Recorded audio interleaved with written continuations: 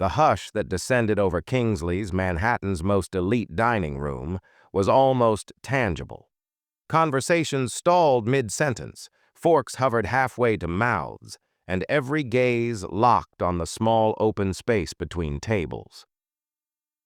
10-year-old Lucas Montgomery stood there trembling, his thin legs strapped into metal braces. With a shy determination, he extended a hand toward Diana Johnson, the restaurant's only black waitress. The piano had just begun a gentle melody, and without thinking, Lucas had asked her to dance. "Sir, control your son," Manager Thornton's voice sliced through the quiet. "This is inappropriate. We're not a dance hall, and our staff isn't here to amuse guests." Richard Montgomery, head of Montgomery Investments and one of the wealthiest men in America, stiffened. It was the first time he had taken Lucas out since the accident 2 years earlier that had left his son partially paralyzed. In his mind, it was a mistake he wouldn't repeat.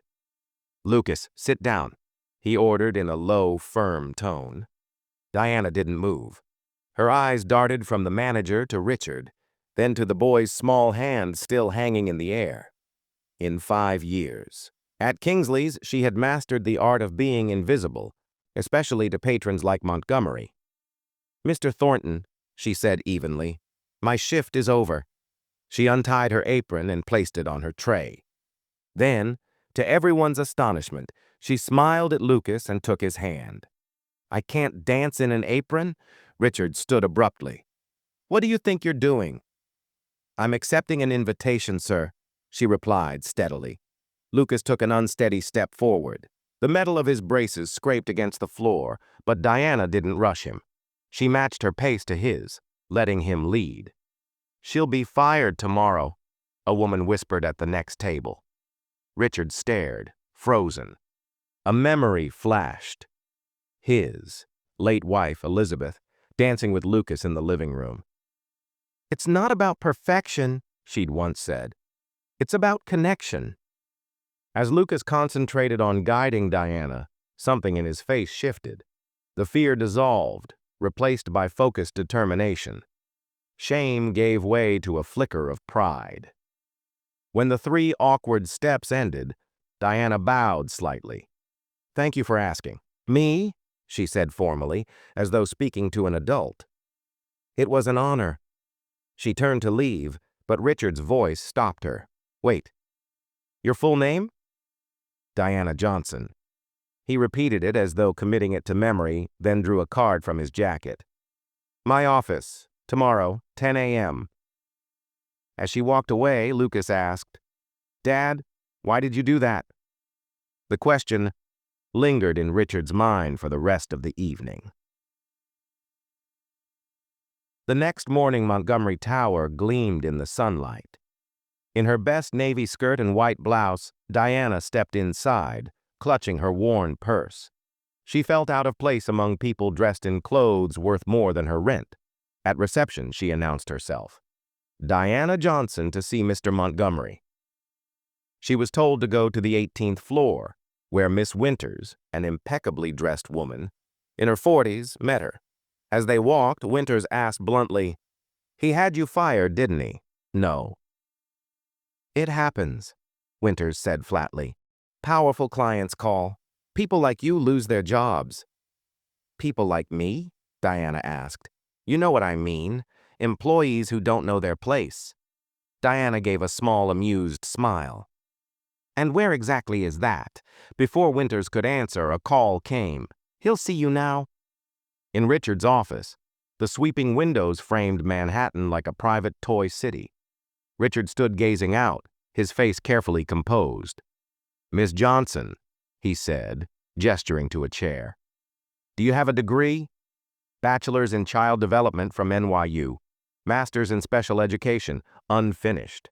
"You work as a waitress?" "I work 3 jobs, the restaurant, a bookstore, and tutoring." Richard opened a folder. "I looked into you. 6 years ago, you co-founded something called Freedom Steps." "Yes," she said evenly. "A dance program for children with physical disabilities. It's about to close. No funding. I'm not here to ask for money, Mr. Montgomery. Then why are you here? Because you invited me. After a pause, he said, work for me. As a therapeutic companion for Lucas. I have the best specialists, but what you did last night, it was just a dance. It was the first time I've seen him smile since the accident. I don't want to hire a dancer, Richard said. I want someone who can do what you did. Follow, not lead. I'm not interested, Diana replied. I don't work for people who judge my worth by my color or class before my competence.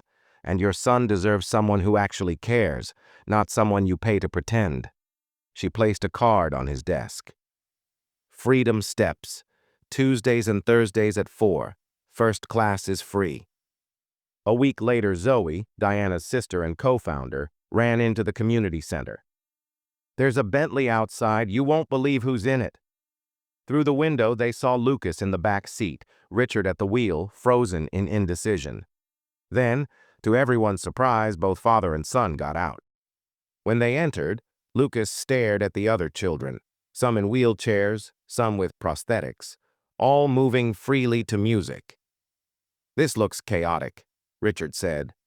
There's structure, Diana replied, just not the kind you're used to. Lucas joined in. Zoe leaned toward Richard. The first day is hardest, for parents, not the kids.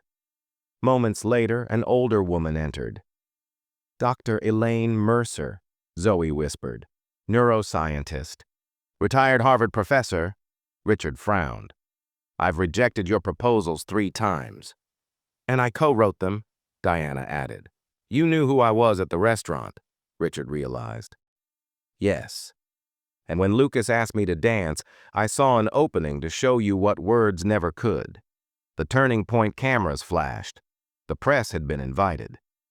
Richard accused her of using Lucas for PR. She led him to a wall of photos of children's progress. One frame was empty. That's our dream. A full rehabilitation center for 500 kids a year instead of 50. You ignored us before. I found another way to reach you. A sudden commotion. Lucas had removed a brace and was balancing on one support. Then, to everyone's astonishment, he took a full step on his own. That, Diana whispered, is why we exist.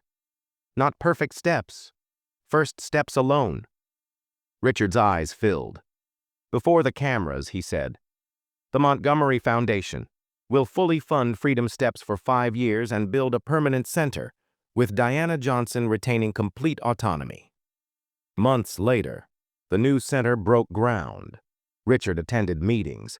Lucas progressed faster than predicted. At the grand opening, Lucas, now using only a light brace, led a small routine.